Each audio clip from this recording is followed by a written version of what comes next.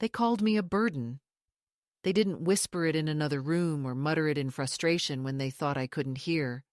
They said it with deliberate clarity, in the very waiting room I had paid for with my own money, the one with the beige walls and the framed motivational posters about wellness, as if a woman of my years needed to be reminded to smile at the morning light.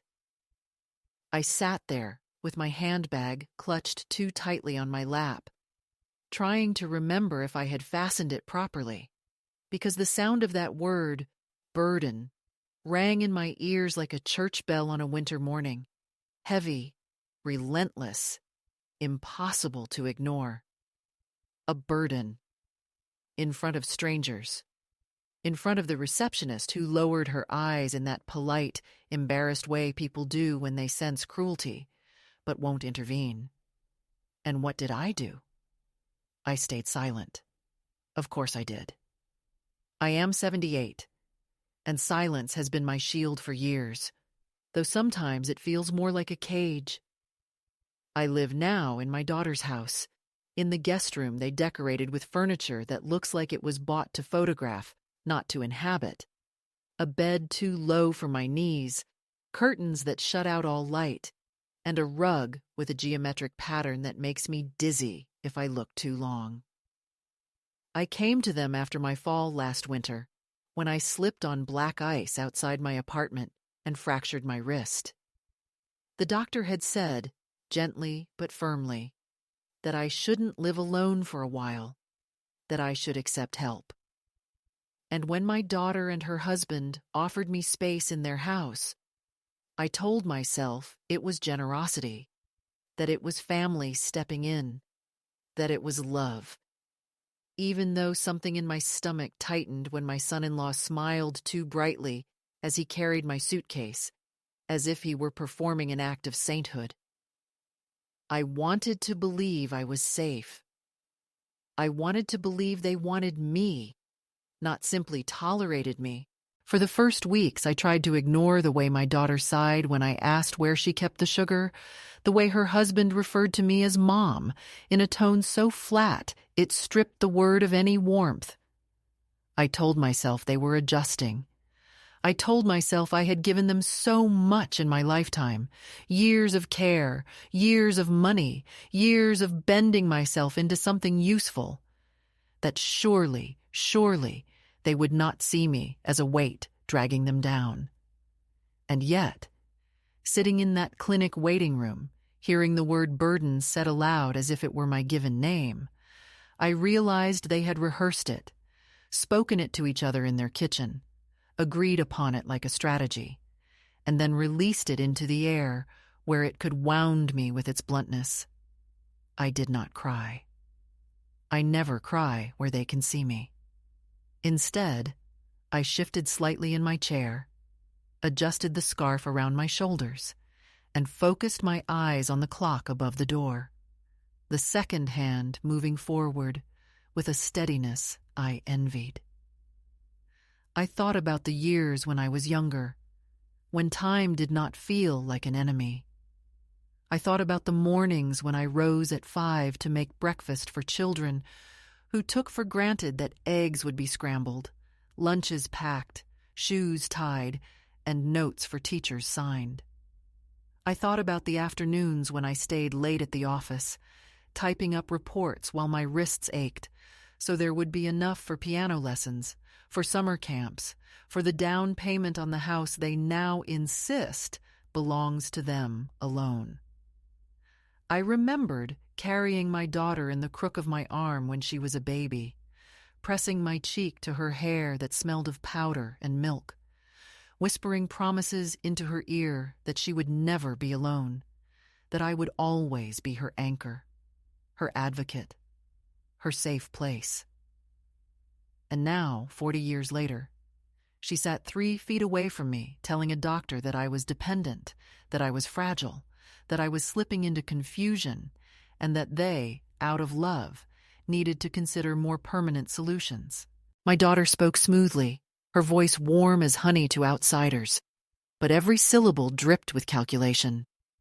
She described me as if I were a case file, a problem to be solved, not a woman with a name, a history, and a spine still intact. As I listened, a strange calm settled over me. Perhaps because I had been preparing for this moment without admitting it to myself. Perhaps because the body knows when betrayal has been ripening in the shadows. I realized that I was not afraid of the doctor's response or the paperwork they whispered about. I was afraid of disappearing. Not into death. That will come soon enough, and I am not frightened of it. But into a kind of living death. The kind where your opinions are dismissed, your choices overridden, your presence tolerated only as long as it does not inconvenience those around you. I could feel the receptionist's eyes flicking toward me, then away, as if she wanted to see if I would protest. I did not. I held myself still, back straight, chin lifted slightly. Because if they were determined to cast me as a burden, I would at least be a dignified one, wrapped in silence they could not penetrate. When they finally called my name, the nurse's voice was gentle, almost apologetic. I rose slowly, careful not to show the stiffness in my knees, careful not to let my handbag slip, and followed her into the hallway that smelled faintly of antiseptic and artificial lavender. Behind me, my daughter whispered something to her husband, and he chuckled, low and satisfied. I did not turn. I have learned that turning toward cruelty gives it oxygen. I walked forward instead, into the fluorescent light, into the place where they hoped to secure the proof of my decline. And even as I moved, I told myself one simple truth. If they had already decided I was nothing more than a burden, then there was nothing left for me to lose by standing my ground, even if my voice shook when I finally found it. And so, here I am, 78 years old, sitting in a clinic that smells of disinfectant and betrayal, about to be weighed, measured, and judged like a specimen. And yet, for the first time in months, perhaps years, I feel the faintest stirring of defiance, like a small flame in a long-abandoned hearth. They called me a burden, but they may find that I am heavier to carry than they ever imagined. They wanted confirmation. That much was clear from the moment we stepped into the examination room. The air too cold, the blinds drawn too tightly, the doctor's desk arranged with such clinical neatness that I felt like a piece of paper waiting to be stamped. My daughter sat down first, placing her handbag on the chair beside her as though to build a wall, while her husband remained standing, arms folded across his chest, his expression already rehearsed into one of concern, mixed with weary endurance. The look of a man doing his duty with patience, as if sheltering me were an act of heroism rather than a simple repayment for decades of my sacrifices. The doctor, a man not much older than my son-in-law, glanced at me briefly, nodded politely, then turned his full attention to them, and in that small gesture I saw the truth. I was not the subject of this meeting. I was its object. My daughter leaned forward, smoothing her skirt in that nervous way she has before she lies, and began to speak in the soft, measured tones that make her sound reasonable to strangers. She said I had been forgetful, that I repeated questions, that I sometimes left the stove on, though I could remember precisely the only incident when the kettle boiled dry because she herself had called me on the phone and kept me talking long past the time the water should have been taken off the burner. She said I was unsteady on my feet, that I might wander, that she feared for my safety, and though I wanted to interrupt, to say that my only fall had been on that patch of ice months ago, I stayed quiet, watching her build a careful case as though she were applying for a grant. Each sentence struck like a hammer, not because it was entirely false, but because it was twisted, reshaped into something unrecognizable. I do forget things, yes, but no more than she does. No more than anyone who balances bills, birthdays, appointments, and medications in a head that has been used for nearly 8 decades. I do move slower, yes, but slower is not the same as unsafe. And yet the doctor nodded gravely, tapping notes on his computer as though recording evidence in a trial. Then my son-in-law spoke, his voice lower, more authoritative, the voice of a man accustomed to being obeyed. He said the situation was unsustainable, that their household was strained, that they could not in good conscience allow me to continue in this fragile state without intervention. He used words like guardianship, long-term planning, and assisted care, words heavy with finality, words that erase choice and replace it with procedure. I sat there, my hands folded tightly in my lap, fingers digging into the soft leather of my handbag as though holding on to it could anchor me, and listened to my own child describe me as a liability. The betrayal was not in the suggestion of care. I know I am not young. I know I will need help one day. The betrayal was in the eagerness with which they rushed to paint me incapable, as though they had been waiting for the chance. My daughter did not look at me as she spoke, not once, as though eye contact might awaken some dormant authority in me that she was not prepared to confront. She kept her gaze fixed on the doctor, aligning herself with him, forging an alliance against me right there in front of my body, my breathing, my silent presence. The doctor cleared his throat, leaned back in his chair, and finally addressed me, asking if I ever felt confused or unsafe, if I sometimes forgot where I was, if I worried about handling my medications. For a moment, I considered giving him the answers they wanted, imagined what it would feel like to surrender, to let them take the weight of decisions from my shoulders, to close my eyes and drift into the soft anonymity of dependence. But then I thought of the years I had fought to remain independent, the nights I stayed up balancing checkbooks, the mornings I rose early to take buses to jobs where my back ached by noon, the endless hours spent keeping a household intact so that my children could live lives of freedom and choice. I thought of my late husband, gone too soon, and how I promised him on his deathbed that I would not crumble, that I would remain strong enough to see our children grown, that I would not allow myself to be erased. And so I answered slowly, clearly, without hesitation. I do not forget where I am. I know how to take my medicine. I am careful in my home. My voice trembled slightly at first, but steadied as I continued, and I saw the doctor's eyes flick toward me with something almost like recognition, as if he had expected a ghost and instead discovered a woman. My daughter interrupted, placing a hand on the desk, saying that I might be downplaying, that elderly parents often minimize their struggles out of pride. The word pride, spoken like a sin.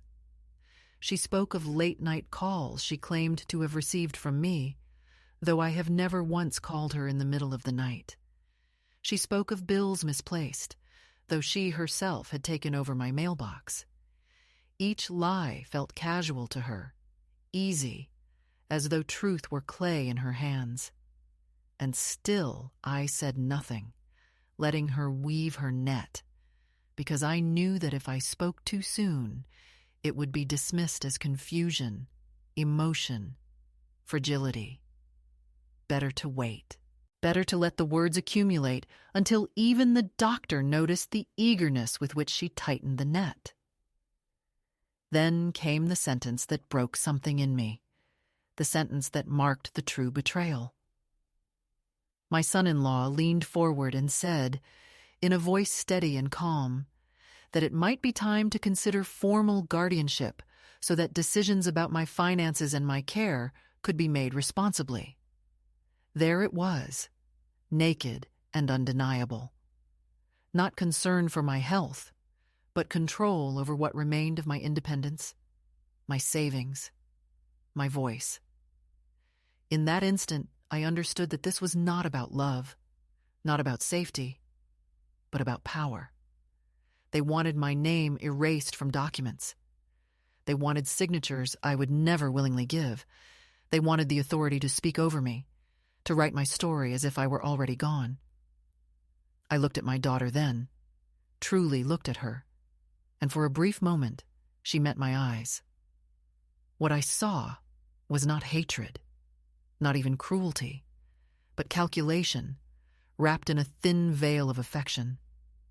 She believed she was doing something necessary, something justified, and that belief made her betrayal even sharper, because she could not see the woman who had raised her, only the obstacle in her carefully arranged life. My heart did not break. It hardened. The catalyst had been lit, and though I did not know yet what form my defiance would take, I knew that I could no longer pretend. I could no longer explain away her sighs, her dismissals, her sudden interest in my accounts. The truth was before me in that cold room, in the way they leaned forward while I sat still, in the way they used the word guardianship as though it were mercy. The doctor said he would order further tests, nodded again with that professional neutrality that gives nothing away, and the appointment ended with my daughter placing a hand on my arm, guiding me out as if I were already incapable of finding the door. But inside, something had shifted. I walked slowly, deliberately, feeling each step like a statement. They believed they had set the course, that the paperwork was inevitable, that the decision had been made. But I knew then that I would not be erased quietly. They had underestimated the weight of a woman who has carried an entire family for decades. They called me a burden. Let them. They would soon learn that I was heavier than their plans and far harder to move. I returned from that appointment carrying not only my handbag, but also the knowledge that the ground beneath me had shifted. Though to look at me as I walked back into their immaculate house, one would have thought nothing had changed, for I moved quietly, without announcement, without display. Yet inside, I carried the echo of that word guardianship, the way it slid from my son-in-law's mouth as if it were a natural evolution, as inevitable as gray hair or arthritis, and that echo clung to me in the days that followed, pressing itself into every small interaction until the house that was supposed to be a refuge after my fall became something closer to a stage set where each piece of furniture, each word spoken in the kitchen or hallway, played its part in a performance designed to remind me of my place. At first, it came in gestures so small they could almost be mistaken for thoughtlessness. The way my mail began arriving, not to the guest room, but to the kitchen counter, where my daughter would sort it before I had a chance to see, placing some envelopes in front of me with a smile and tucking others under her arm with a quick explanation that they were unimportant circulars, though I could not help noticing the occasional glimpse of bank logos or official seals as she moved too quickly past. When I asked once if a letter from my pension board had arrived, she said it must have been lost in the shuffle, her voice too smooth, her eyes too fixed on the salad she was tossing. Soon after, my medications, which I had always kept in a small pill organizer in my nightstand, were relocated to a locked box in the kitchen, the key of which my daughter kept on her ring. She told me it was safer this way, that older people sometimes mix doses, And while her words were wrapped in concern, the effect was unmistakable. I was to come into the kitchen each morning and evening, like a child waiting for a spoonful of syrup. My independence reduced to a ritual of asking permission for what I had always managed alone. I did not protest aloud, but I began to note the date and time in a small notebook I kept folded inside an old recipe book in my nightstand, recording each moment when something of mine was taken or altered. Not because I thought I would present this ledger to anyone, but because writing it down gave me proof that I was not imagining the slow erosion. The rug beneath my feet was being pulled strand by strand, not all at once. The chair I favored in the living room, a simple armchair with a high back that supported me when I read, vanished one afternoon. My daughter said she had moved it to the basement to make space for the new decorative plant she had ordered online, and she gestured proudly to the glossy leaves in their sleek pot, as though it were a triumph, never acknowledging that the plant did not sit, did not read, did not need comfort. I watched her smile and clap her hands at the arrangement, and I felt an emptiness that was less about the chair itself than about the realization that my comfort could be so easily displaced for the sake of a tableau that pleased her. My voice stayed steady. I did not beg for it back. But inside, I knew the chair's absence was a message. There is no space here that belongs solely to you. The evenings grew more difficult.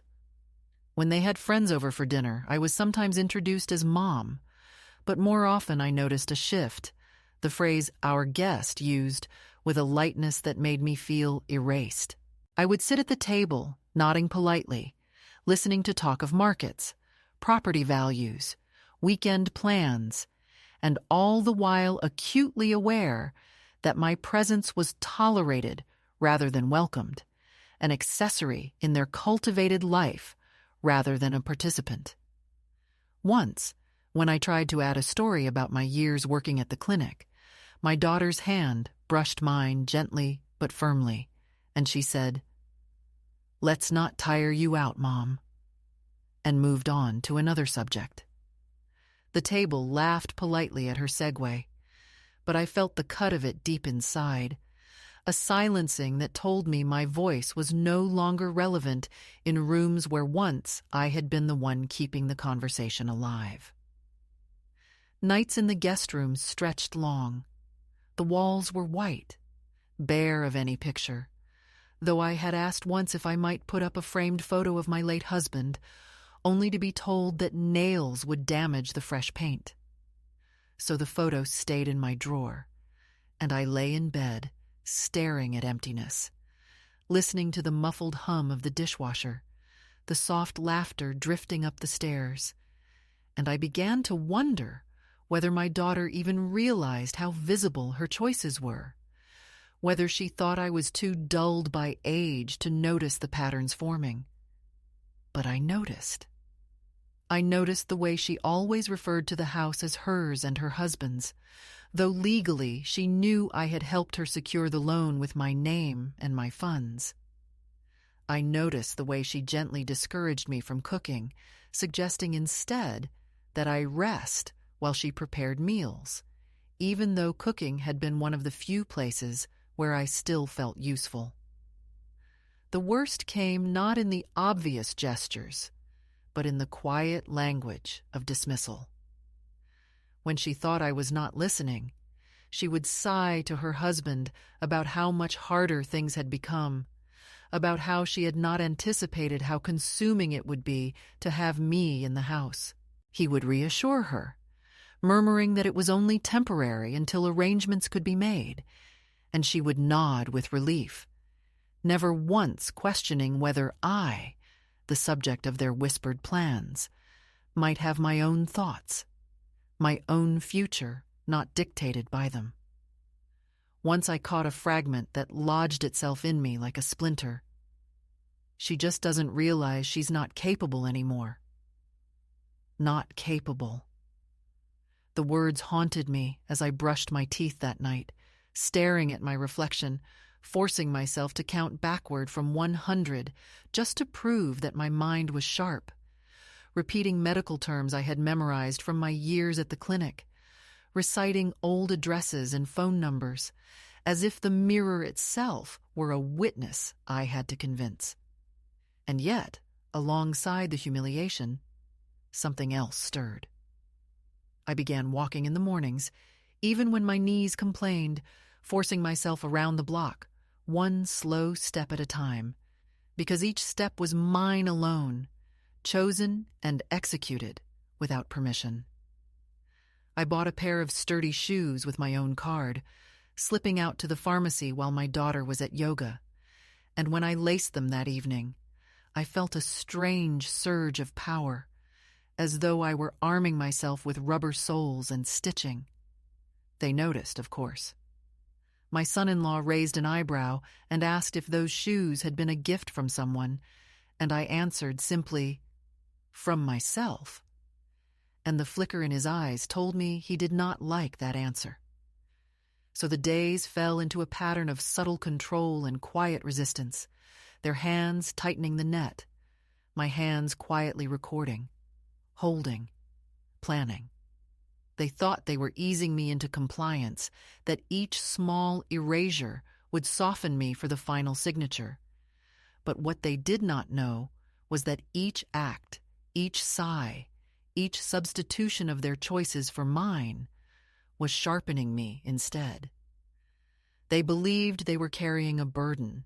What they failed to see was that the burden had its own spine, its own will, its own slow gathering of strength in the silence of a locked guest room. And though they could not yet see it, I was already beginning to plan the moment when the silence would end. The shift did not come with a loud confrontation or a sudden revelation, but in the quiet accumulation of moments that forced me to see that I could not continue as the silent figure in the background of my own life. And it began one morning when I went to the clinic alone, telling my daughter that I was only going for a walk, slipping out of the house with my new sturdy shoes and my handbag pressed close to me, feeling both terrified and exhilarated by the small act of deceit. I told myself I was not doing anything wrong, I was merely collecting information.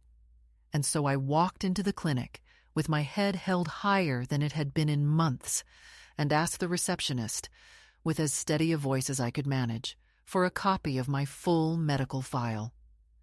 The receptionist looked at me with surprise, perhaps expecting that such a request would normally come from the adult children rather than the patient herself. But after a pause, she nodded, asked me to sign a form, and returned with a thick folder sealed in a large envelope. I held it like contraband, like evidence smuggled out of an occupied country. And when I returned to my room later that day and spread the papers across my bed, I felt the first stirrings of control return to my body. The numbers were there, the test results, the notes, all of it written in the clear language of medicine, and none of it suggested that I was incapable of managing my life. There was no mention of cognitive decline, no formal note about dangerous forgetfulness, only the ordinary signs of aging, slight arthritis, the need to monitor blood pressure, the usual medications. I read every line twice, underlined phrases that confirmed my independence, and when I finished, I folded the file back into its envelope and slid it beneath my mattress like a secret weapon. That night, as my daughter and her husband sat in the living room watching their curated television shows on the wide screen that seemed to dominate the entire house, I sat upstairs in my guest room, running my fingers over the envelope under the mattress, whispering to myself that I was not mad, not diminished, not incapable. And the act of whispering, of saying it aloud in the dark, changed something in me. It reminded me that truth can be recited like a prayer until it becomes armor. Around the same time, while searching for a tissue in the lining of my handbag, I discovered an old envelope I had forgotten was still there, tucked into the side pocket, containing the documents of an investment account I had opened years earlier, money I had set aside quietly in the years after my husband's death. Money I had never mentioned to my children, because I wanted one part of my life to remain mine alone.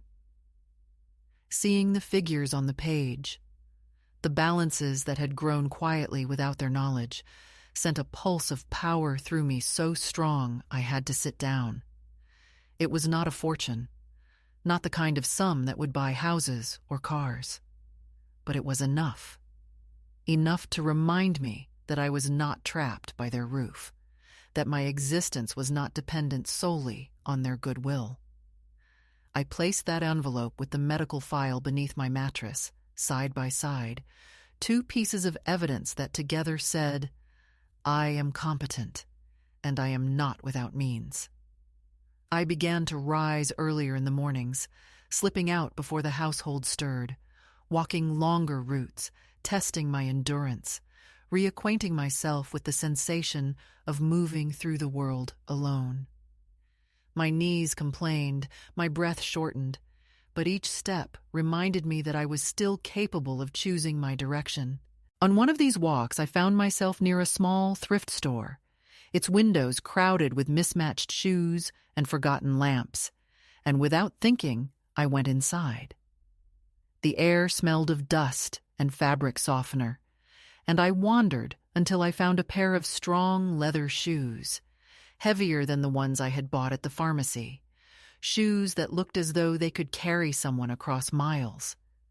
They were not new, the soles worn smooth, but they felt sturdy in my hands, and when I tried them on, I felt a strange satisfaction, as if I were grounding myself against the floor of that little shop.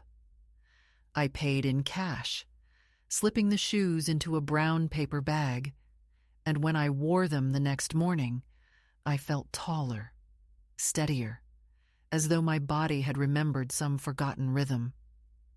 My daughter noticed them that evening, tilting her head and asking where they had come from, her voice laced with suspicion, disguised as politeness. I told her I had bought them for myself, and she blinked, surprised, as though the idea that I could purchase something without her knowledge was inconceivable. That small act, that simple transaction, was more than retail. It was declaration. I also began writing in my notebook more intentionally. At first, it had been a ledger of indignities, a list of moments when my autonomy was chipped away. But now it became something else, a record of my plans. I wrote down the address of the clinic, the name of the doctor, the dates of my next appointments, the phone number of a taxi service I had once used years ago. I even wrote reminders to myself in large letters. Ask questions. Keep receipts. Trust your own mind. These pages were not for anyone else's eyes, but the act of writing them down made me feel less invisible, as if each sentence anchored me back into the world. One afternoon, when my daughter was out at her yoga class and her husband at the office, I opened the drawer where she had begun collecting envelopes addressed to me. Letters she insisted were unimportant, and I found a bank statement still sealed. My hands shook as I tore it open, and when I saw the balance of my account, I almost laughed aloud because it confirmed what I had suspected. She had been watching, waiting, perhaps already imagining how those figures might someday shift under her signature. I replaced the statement carefully, making sure the envelope appeared untouched, but I wrote down the numbers in my notebook, circled them, and underlined them twice. Knowledge is not only power, it is a weapon. That evening, I sat in the living room with them, silent as they spoke about future renovations. about the possibility of converting the garage into a studio, and I felt oddly detached, as though I were no longer inside the role they had written for me, but standing just outside, observing the play. They did not notice the change in me, not yet, but I felt it in my spine, in the way I no longer shrank at their size or at the word burden that floated now and again into conversation, like an invisible echo. The true turning point came when my daughter suggested a family meeting. Her tone falsely cheerful as she explained that we needed to discuss next steps, that it was time to think seriously about long-term arrangements. She said it as though she were inviting me to choose between tea or coffee, not between freedom and confinement. I agreed, my voice calm, but inside I made a decision. If they wanted to corner me with signatures and papers, I would insist the meeting take place in the doctor's office, in the same sterile room where they had first tried to frame me as incapable. Because I wanted witnesses. I wanted official words written down that could not be twisted later. They nodded, pleased, mistaking my agreement for compliance. But I felt only a deep stillness, the kind of stillness that comes before a storm. I returned to my room, pulled the folder from under my mattress, and placed it on the bed. I ran my hand across the envelope slowly, breathing deeply, letting the weight of it sink into me. For months, I had allowed myself to be diminished, to be silenced, but now I held proof. Proof of my health, proof of my capacity, proof of my financial independence. I was not free yet, not entirely. But for the first time in a long time, I felt the shift of power tilting ever so slightly back toward me. The flame that had flickered uncertainly in my chest now grew brighter, steadier, whispering that I was not finished, that I was not the fragile relic they wanted me to be. I was a woman with choices, and though I had been pushed into shadows, I was beginning to step out again.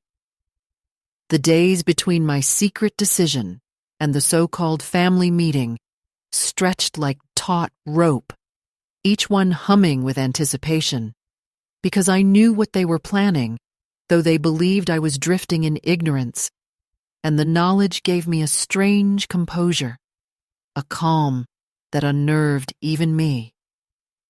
I moved through the house deliberately, listening more than speaking, storing every detail of their words and gestures, waiting for the moment when they would press me too far. My daughter began to show more urgency in her voice, asking whether I had considered the benefits of assisted living, telling me in tones both honeyed and heavy that such places were filled with activities and companionship, as if I were a child to be lured with toys. I nodded politely, but I wrote each phrase down later in my notebook, recording not only her words, but the particular tilt of her chin, the forced brightness in her smile. My son-in-law grew bolder, leaving pamphlets on the kitchen counter about facilities I had never asked about. Glossy brochures with photographs of elderly people laughing in artificial gardens, each image touched with that same staged sterility that seemed to govern their entire lives. I let the brochures sit there, untouched, until one morning I folded them neatly, placed them in the trash, and set my teacup squarely on top. When he saw it, he said nothing, but the silence between us thickened like steam. The so-called escalation did not come in one blow, but in a series of tightening circles. One evening, my daughter entered my room without knocking, holding a folder, and told me she had made a list of possible guardianship attorneys we might consult, her voice smooth as if she were speaking about hiring a landscaper, not stripping me of my rights. I asked her why she thought that was necessary, and she answered quickly, "Because we love you, Mom, and we want to be prepared." But her eyes darted away at the word love, as though it were too fragile to be said directly. I did not argue. I said only that if we were to meet with anyone, it should be after my next doctor's visit, when all my test results were in. She agreed readily, misinterpreting my composure as acquiescence, and in that instant I felt the full power of silence, how withholding protest can sometimes be sharper than shouting. Meanwhile, I felt the past creeping closer, as if it too had sensed the tension in the air. A letter arrived from my grandson, the only one who had ever come to see me of his own accord, written in handwriting that still leaned slightly to the right, the way his mother's once did when she was young and hopeful. He wrote simply, asking if I was all right, telling me he missed me, and that he worried about how things seemed strained at home. The letter was short but honest, and I read it 3 times before folding it carefully into my notebook. That piece of paper carried more love than all the elaborate words his mother had spoken in the clinic. It reminded me that though I was being erased in one household, I still existed in the memory of at least one person who saw me not as a burden, but as his grandmother. His words became another ember I tucked into the fire growing inside me. But the second escalation revealed itself most fully in the gathering pressure. The way they circled me like vultures who feared their prey might yet rise. My daughter began speaking more openly about my finances, asking casually whether I had updated my will, suggesting she could help me organize my paperwork, reminding me pointedly that bills were complex for someone my age. Each suggestion was framed as help, but I could hear the scrape of possession beneath the surface. My son-in-law pressed further, hinting that their mortgage was demanding, that the cost of raising children was heavier than they had anticipated, that it was difficult for them to balance everything with me in the house. His voice was always heavy with implication, as though I owed them something beyond the years of my labor, beyond the down payment I had helped them with, beyond the countless ways I had already carried them. The night before the meeting, I heard them speaking in low voices in the kitchen. They thought I was asleep, but the floorboards carried sound as clearly as water carries light. I heard my daughter ask whether I would resist, and her husband replied that if I did, they had enough evidence to make the case anyway. Evidence, he called it, as though sighs and staged forgetfulness could be stacked like bricks into a wall around me. My daughter hesitated, asking if they were being cruel, and he said quickly, "No, this is protection. This is responsibility." I lay in bed, staring at the ceiling, and felt both the sting of betrayal and the odd relief of hearing it said aloud. There was no more pretending now, no more softening their motives with excuses. They had revealed their hand, and in doing so, they gave me permission to reveal mine. The day of the meeting came gray and heavy with rain, the sky pressing low against the windows, as if echoing the weight in my chest. We drove together in silence to the clinic, my daughter in the passenger seat, my son-in-law gripping the wheel as though guiding not just a car, but the course of my life. I sat in the back, watching raindrops chase one another across the glass, steadying my breathing, reminding myself of the file beneath my mattress, of the envelope of investments still hidden, of the letter from my grandson folded like a talisman in my bag. I was not walking into that office empty-handed, even if all I carried were words and truths they did not expect. The doctor greeted us with his usual composure, his tie too neat, his glasses glinting under the harsh lights, and he gestured for us to sit. My daughter launched into her practiced speech almost immediately, her tone smooth, repeating the same stories she had told before, about forgetfulness and instability, embellishing them with new details she must have rehearsed in her head. My son-in-law added his deep, authoritative voice, speaking of responsibility, of the strain on their household, of the need for a formal arrangement. They both leaned forward in perfect unison, presenting their case like polished attorneys, and for a moment I watched them as though they were strangers, two people so eager to script my decline that they could not see me breathing before them. And then the doctor turned to me, his eyes finally resting fully on mine, and asked if I had anything I wished to say. My daughter shifted uncomfortably. Her husband straightened as though preparing to interrupt, but I raised my hand slightly, steady, and said yes. I told him that I had requested and received my medical records myself, that I had read every line, that I knew exactly what was written there, and that nowhere did it say I was incapable of managing my affairs. I told him I had managed my medications, my finances, my life for nearly 8 decades, and that I was still fully able to continue doing so. My voice trembled at first, but as I spoke, it steadied, grew firmer, until even my daughter could not disguise the flicker of unease in her eyes. The doctor cleared his throat, reached for his computer, and began to read aloud from my latest test results. His voice was calm, clinical, unyielding. He read the assessments, the cognitive scores, the blood work, the notes from the nurse, and with each sentence, the air in the room shifted. He said my results showed no cognitive decline, no impairment, no evidence that I could not manage my own care. He said, in clear, ringing words, that I was of sound mind and capable of making my own decisions. And when he finished, he signed a statement and handed me a copy, placing it directly in my hands, not theirs. The silence that followed was heavier than any storm. My daughter's mouth opened, then closed, her practiced words dissolving in the face of documented truth.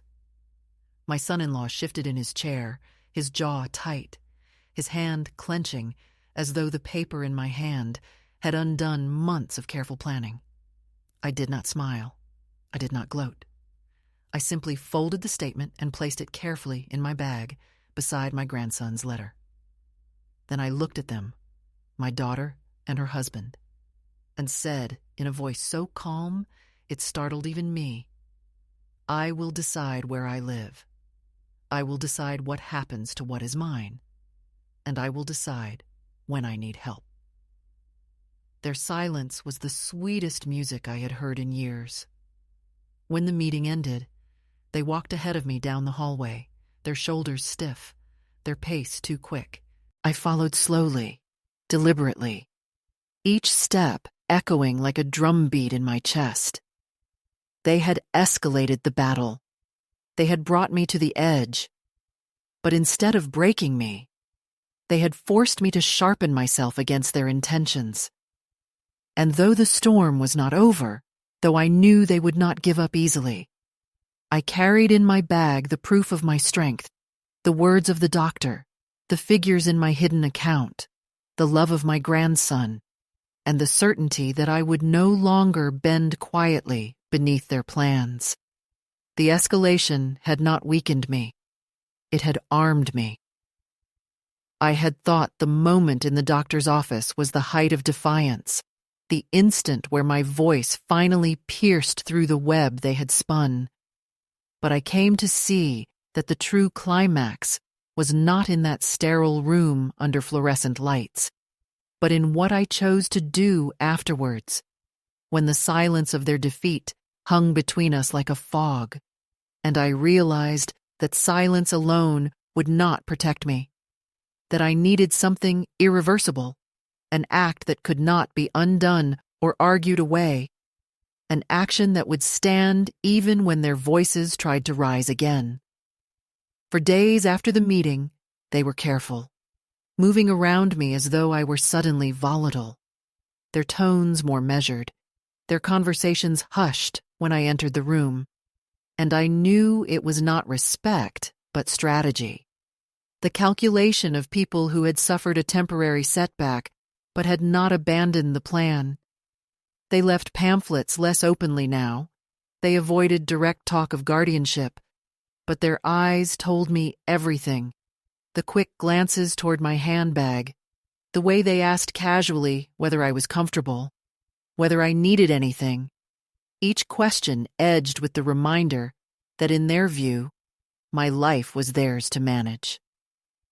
I answered politely, smiled when required, but inside, I felt the pressure of a decision forming, one that had been building from the first moment they called me a burden in that waiting room. One night, lying in the guest bed that never felt like mine, I pulled out my notebook and the envelope of my investments and spread them across the blanket.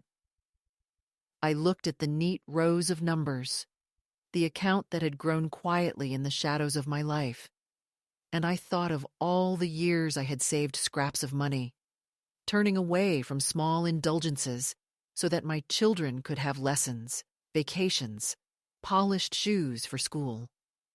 Now here was something entirely mine, untouched by their knowledge, a small but solid piece of ground no one could snatch unless I let them. I stared at it for a long time, and then I knew. The only way to end the performance of control was to remove myself from their stage completely, to take the script from their hands and write my own, not with arguments or protests, but with action. The next morning, while they were both out, I called a taxi from the number I had written carefully in my notebook. My voice trembled slightly when I gave the address, not out of fear, but out of the enormity of what I was doing. I packed only what I needed: a few clothes, my shoes, my notebook, my documents, and the photograph of my husband I had kept hidden in the drawer because the walls of the guest room were forbidden to me. I folded the photograph gently between two blouses, as if shielding it from what I was about to leave behind. Then I closed the small suitcase, the same one I had carried into their house months ago, though this time its weight felt different. Not like surrender, but like possibility. When the taxi arrived, I wheeled the suitcase through the hallway with steady hands. On the console table by the door was a glossy family photo my daughter had arranged in a frame, all smiles and coordinated colors, the kind that erases the mess of reality. I paused only long enough to lay a single sheet of paper beneath it. On it, I had written, in my careful, deliberate script, "I am not your burden. Do not look for me. My decisions are mine." Then I walked out, closing the door softly behind me. At the lawyer's office downtown, a woman with silver hair and sharp eyes listened as I explained that I wanted to secure my affairs in my own name, without interference. And as I placed the envelope of my investments and the doctor's statement on her desk, I felt a deep relief flood through me. She asked a few practical questions, her tone respectful, not patronizing, and when she drew up the documents transferring control back entirely into my hands, ensuring that no guardianship could be forced upon me without my consent, I signed with a steadiness that surprised even me. My hand did not shake. The pen did not falter. With each stroke of my signature, I felt years of silence lifting from my chest. When I left her office, I walked slowly down the street, the city air cool and bracing, the sound of traffic oddly comforting, and I realized that I had crossed a threshold from which there was no return. My daughter could argue. My son-in-law could posture. They could try again with their words and their strategies. But it no longer mattered, because I had placed the foundation of my life where they could not reach. The act was irreversible, final, mine. I was not waiting for their permission anymore, not hoping for their recognition. I had taken what was mine and anchored it beyond their reach. That evening, in the small rented room of a modest apartment I had arranged through the lawyer's network, I unpacked my suitcase carefully, setting each piece of clothing into the dresser as though creating a life anew. I placed the photograph of my husband on the nightstand, and when I sat on the edge of the bed, I felt something I had not felt in years. Ownership of space, of time, of choice. The air smelled faintly of paint. The furniture was simple, but it was mine. There were no staged photographs, no curated smiles, no watchful eyes waiting for me to falter. Just me, my belongings, my decisions. In the days that followed, I sent one letter, not to my daughter, not to her husband, but to my grandson. I wrote simply that I was safe, that I had made choices for myself, and that I wanted him to know he was the only one who had never made me feel like an obligation. I told him he could visit one day if he wished, but that he should come alone, without persuasion or pretense. Writing those words felt like planting something in solid ground, something that might grow long after the noise of betrayal had faded. This was the climax, not a shout, not a scene, but the quiet, irreversible act of reclaiming what they thought was already theirs. I did not slam doors or hurl accusations. I walked away. I signed my name. I placed my life back into my own hands. They had called me a burden, but I had learned that a burden, once lifted and set down with intention, can become something else entirely. Freedom. And as I sat in that small room, the window open to the night air, the city humming softly beyond the glass, I felt not like an old woman abandoned, but like a woman who had finally chosen her own path, and the weight of that choice was not heavy at all. It was the lightest thing I had ever carried.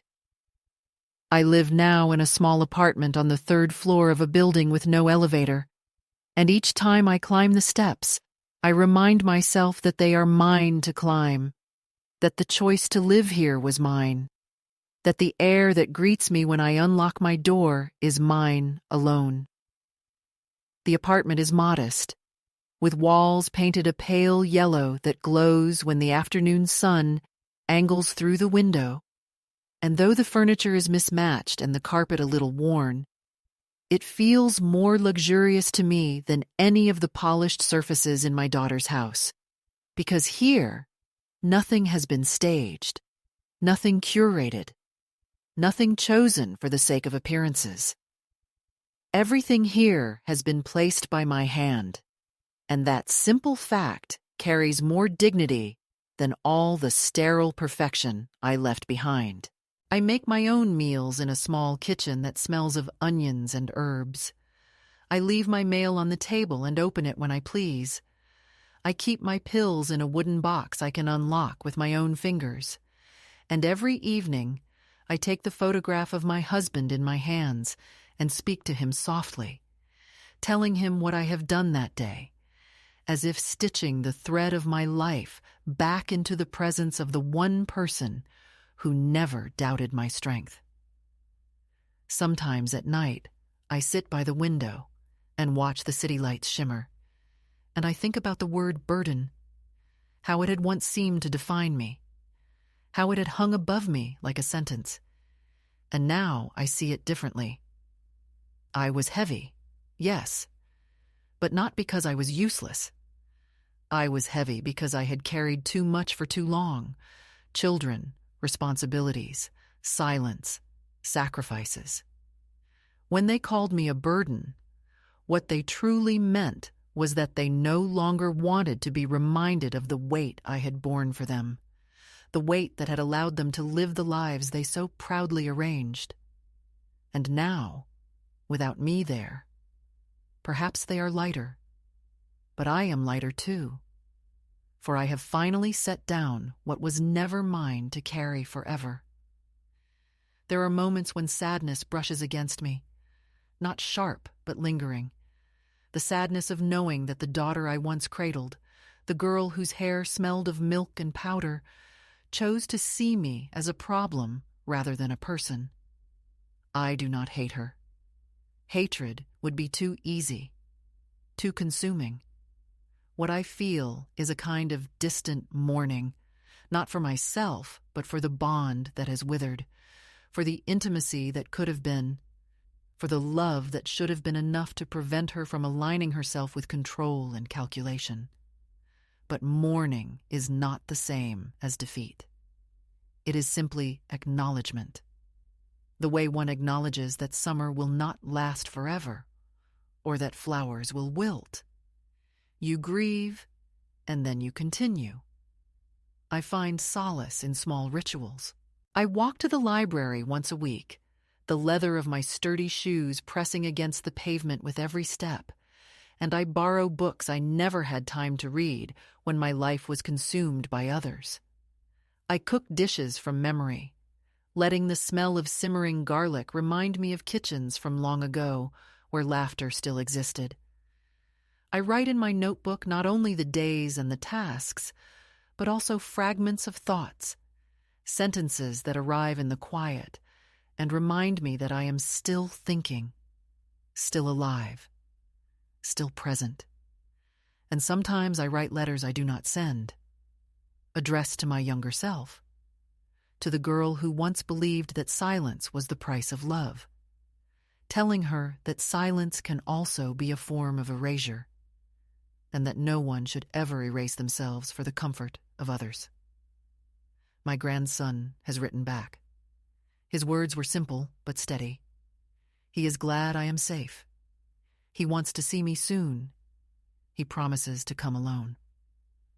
When I read his letter, I felt a thread connect us across the distance, not the suffocating thread of obligation, but the tender one of choice. He chooses me, not because he must, not because he needs something from me, but because he remembers who I am. That memory, carried in him, is a gift greater than money, greater than security. It is proof that invisibility is not complete, that somewhere, in someone's mind, I am still seen. I do not know how much time I have left, whether years or months or merely a handful of seasons, but I know that whatever time remains belongs to me. My name is still my own, my decisions still mine, my life not an annex to someone else's convenience, but a quiet territory where I set the boundaries. If I falter, I will choose how to rise. If I weaken, I will decide where to lean. And when the end comes, it will come on my terms, not as the conclusion to a script written by others, but as the closing chapter of a story I continued to author, even when they tried to steal the pen from my hand. To the women who might hear my voice, whether in kitchens where their words are dismissed, or in rooms where their children speak over them as though they are already gone, I would say this: do not mistake silence for safety, and do not believe that dependence means invisibility. Your hands, your choices, your memories carry more weight than they want to admit, and though they may call you a burden, remember that a burden is simply something strong enough to bear weight. You are not fragile. You are the weight that built their world, and if they try to set you aside, to lock you away, to fold your life into paperwork, know this: you can still stand, you can still speak, you can still walk out. They called me a burden. They wanted me to accept that name as my final one. But now, when I look at myself in the mirror of this small apartment, with sunlight pouring over my shoulders and no voice hovering above me to tell me what I am, I whisper the truth back into the silence. I am not a burden. I am a woman who carried, who endured, who survived, and who, even now, still chooses. and that is enough.